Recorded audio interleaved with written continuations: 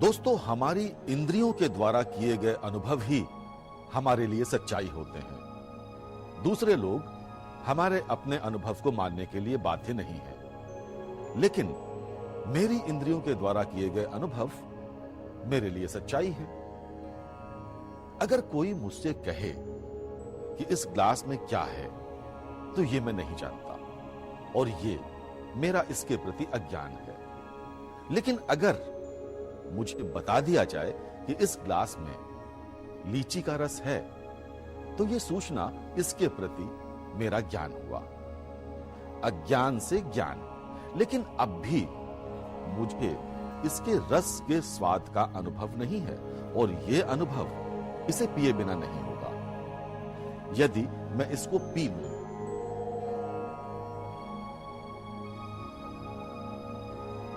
अब मुझे इसके स्वाद का अनुभव हो गया। यह अनुभव मेरे लिए अब एक सच्चाई है और यही ज्ञान सहित विज्ञान हुआ। मित्रों, विज्ञान अनुभव करवाता है, ज्ञान केवल सूचना है, जबकि अनुभव प्रमाण है, अनुभव सत्य है। ध्यान में किए गए अनुभव व्यक्तिगत हैं। ये बुद्धि, तर्क, वितर्क सबसे परे हैं, पर ये हैं और ध्यान के ये अनुभव ध्यान किए बगैर नहीं हो सकते। तो ध्यान के ये अनुभव कैसे किए जाएं? आज चलते हैं अनुभव की यात्रा।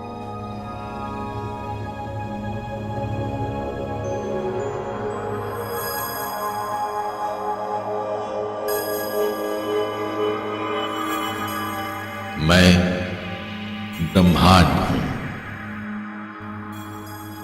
मेरे विराट प्रसार की चेतना का स्पंदन ही तुम्हारे प्राणमय शरीर और चेतना का स्पंदन है। इसीलिए आज मैं तुम्हें ध्यान की गहराइयों में ले चलूंगा। ये यात्रा तुम्हें अकेले करनी होगी। ये तुम्हारा स्वयं का अनुभव होगा। ये चेतना के और ऊंचे स्तर का अनुभव है। तो आओ चलते हैं इस अद्भुत यात्रा पर।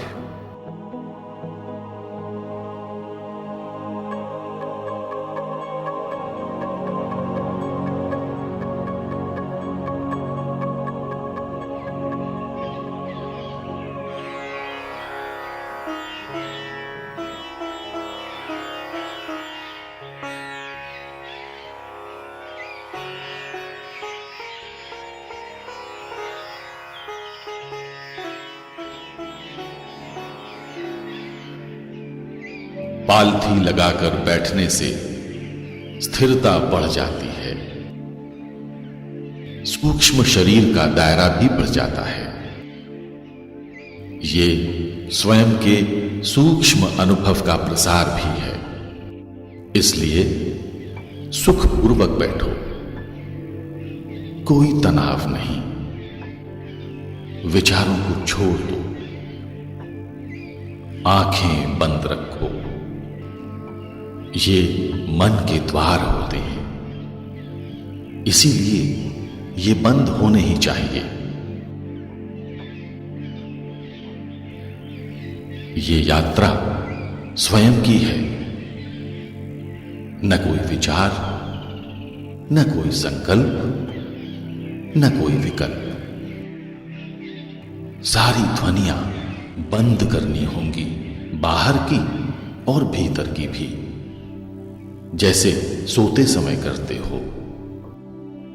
ध्यान नींद नहीं है, ये सचेत नींद है। शरीर एकदम ढीला। जब शरीर ढीला छोड़ते हैं तो चेतना का स्तर बढ़ने लगता है। भौतिक शरीर का आभास कम होने लगता है।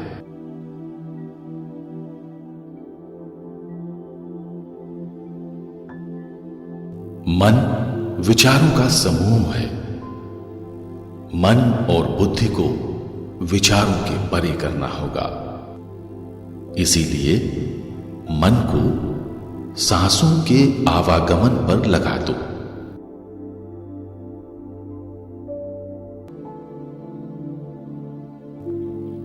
ये चंचल मन एक जगह टिकता नहीं, इसको सांसों पर टिका दो, सांसों की गिनती पर। धीरे धीरे श्वास बाहर छोड़िए, बिल्कुल धीरे, सहजता से। अब थोड़ी देर बाहर रोकिए, जब तक आराम से रोक सकें। अब धीरे धीरे श्वास अंदर लीजिए, सहजता से।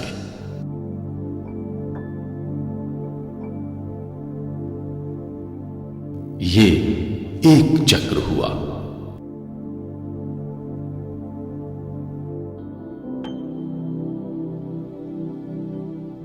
फिर दूसरा और तीसरा। गिनती याद रखनी होगी। अगर भूल जाएं तो फिर से प्रारंभ करें। सांस लेना और छोड़ना प्राकृतिक होना चाहिए, बिना तनाव के।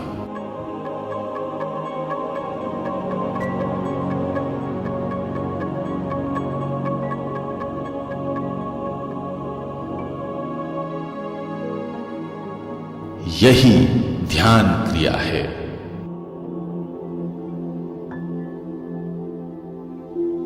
यही व्याख्या है।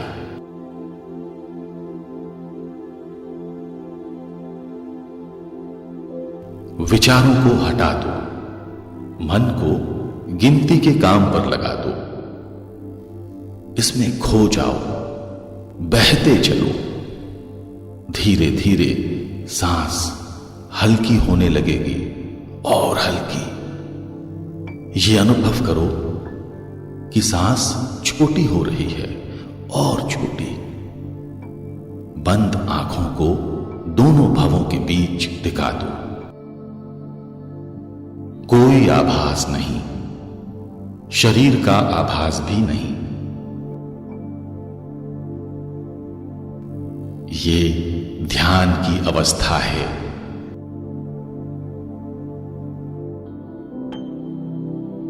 यही वो अवस्था है जब ब्रह्मांडीय ऊर्जा का संपर्क तुमसे होने लगता है।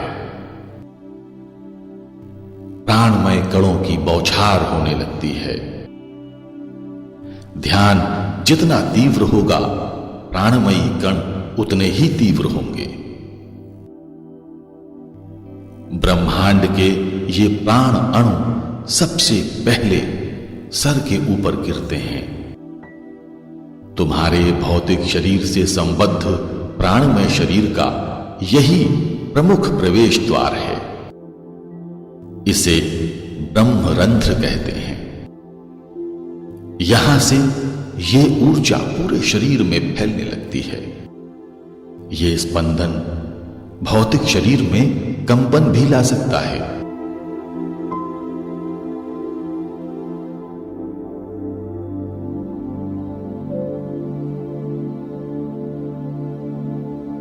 इसका सबसे अधिक अनुभव कपाल में होता है।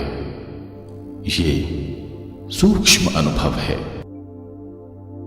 प्राणमय शरीर का तुम्हारा ये पहला अनुभव है।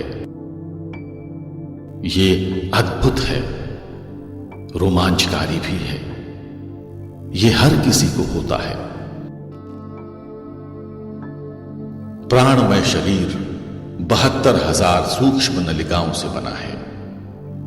ये सूक्ष्म नलिकाएं जैसे प्रकाश की बनी हैं। इनका भौतिक स्वरूप नहीं है, ये अनुभव हैं। ये प्रकाश मार्ग ब्रह्मांडीय ऊर्जा के संवाहक हैं और प्राण अणुओं का विस्तार पूरे शरीर में करते हैं। ये संचार प्रणाली किसी बड़े महानगर की सड़कों की भांति है, जहां यातायात मार्ग द्वारा आवश्यकतानुसार सामग्री भेजी जा रही हो। ऐसे ही शरीर के विभिन्न स्थानों पर आवश्यकतानुसार ऊर्जा पहुंचाने का कार्य ये नाड़ियों के जाल द्वारा होता है, जिसका उपयोग तुम शारीरिक और मानसिक कार्यों में करते हो। अगर निष्ठा पूर्वक उस शक्ति की जो एनर्जी है उसको चैनलाइज किया जाए, वह शक्ति ब्रह्म शक्ति है, पराशक्ति है, प्रकृति है स्वयं, तो वह इतनी लाइव है, इतनी चैतन्य है, इतनी, जिसको बोले कि उसको सहना सरल नहीं है, बहुत ही प्रखर है वो शक्ति। ये ऊर्जा नींद और ध्यान से मिलती है। ब्रह्मांड की इस ऊर्जा का प्रवाह तुम्हारी ओर रहता है, पर तुम विचारों की दीवार खड़ी कर इस प्रवाह के मार्ग को अवरुद्ध कर देते हो। प्राण में ऊर्जा का प्रवाह रुकने से सूक्ष्म नाड़ियों में प्राण ऊर्जा की कमी होने लगती है। इसीलिए सचेत या अचेत नींद आवश्यक है। आइए, अब तक आपने जो समझा उसे फिर से दोहराते हैं। ध्यान मन से मन का विश्लेषण है। ध्यान विचारों की मृत्यु से प्रारंभ होता है। अपनी प्राकृतिक श्वास पर ध्यान देने से विचार प्रवाह रुक जाता है। अधिक ध्यान करने से तनाव दूर होता है, मानसिक शांति मिलती है। अधिक से अधिक ध्यान करने से सूक्ष्म अनुभव बढ़ने लगते हैं और भौतिक शरीर का अनुभव धीरे धीरे क्षीण होने लगता है।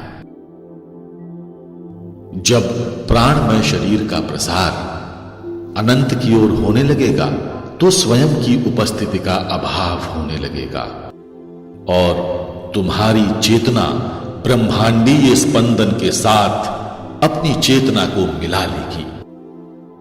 तुम्हारी भौतिक और सूक्ष्म सीमाएं टूट जाएंगी। तब सब कुछ अनंत होगा, ब्रह्मांड की यानी मेरी तरह। यही निर्विचारिता है और कैवल्य भी यही है। ये ध्यान की असीमित स्थिति है। ध्यान का अभ्यास करना चाहिए। नियमित ध्यान करने से धीरे धीरे मन निर्मल होने लगता है।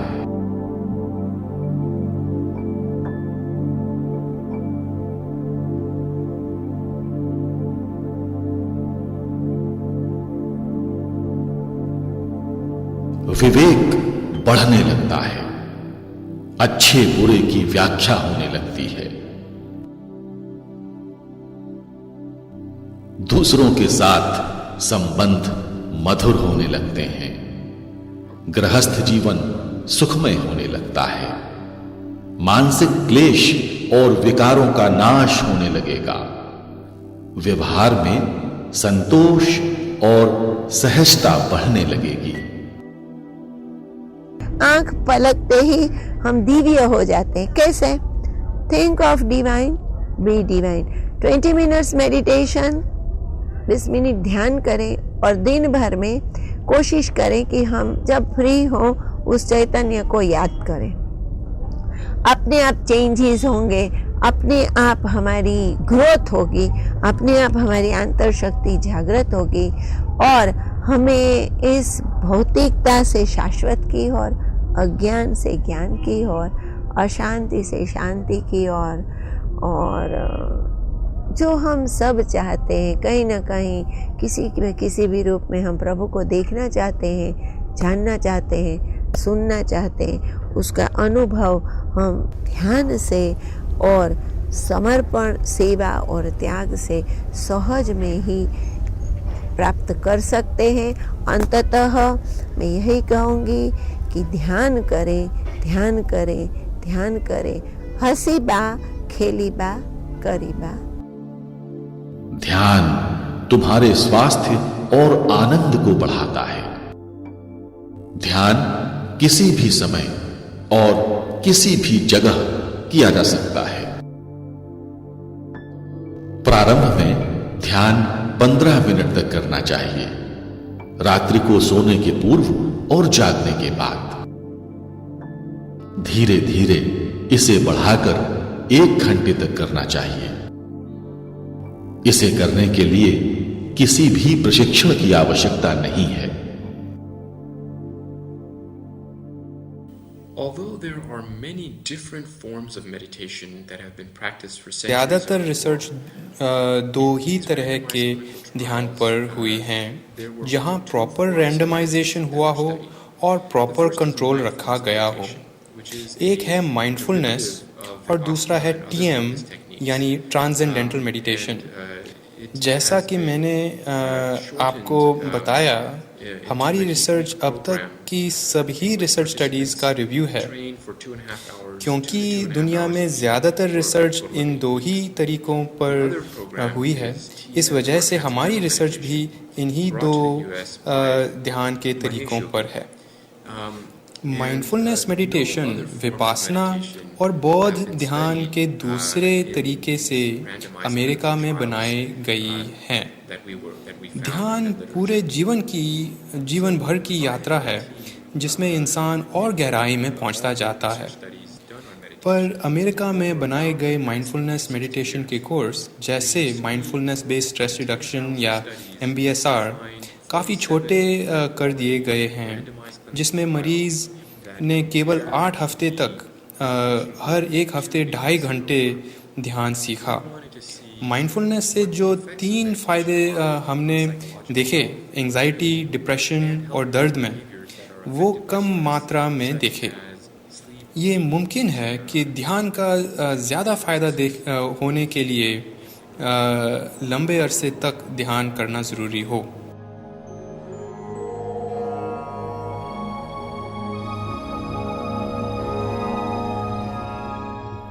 चेतना तुम्हारी सहायता सदैव करेगी। ये स्वयं तुम्हारी गुरु है। एक बार प्रारंभ करने से तुम्हारी अपनी चेतना अपने आप तुम्हें मार्ग दिखाने लगेगी। यही सत्य है।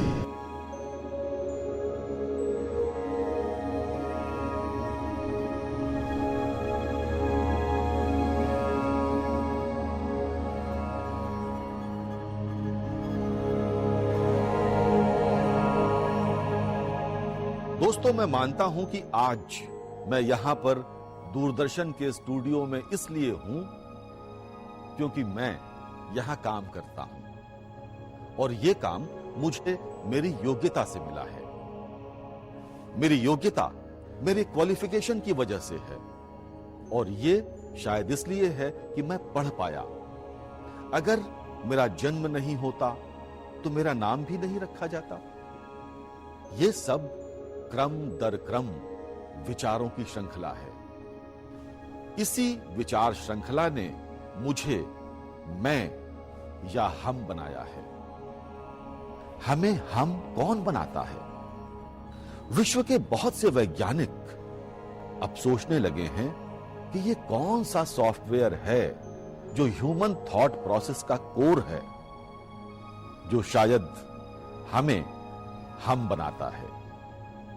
यह समझने के लिए पश्चिम के कई देशों में अब कॉन्शियसनेस लैब्स स्थापित की गई हैं, जहां पर चेतना जैसे विषयों पर खोज चल रही है।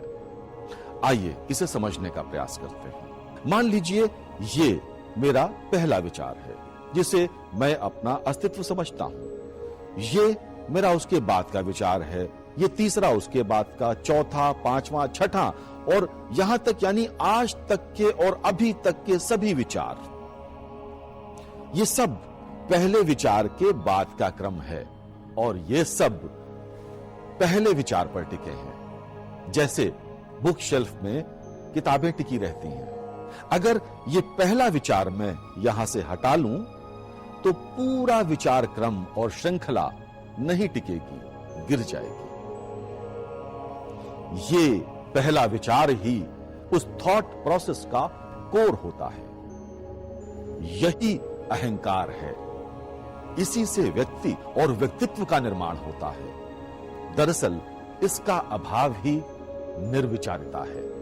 यह ध्यान की उच्चतम अवस्था है। तो आज यहीं तक, मिलेंगे अगले सप्ताह।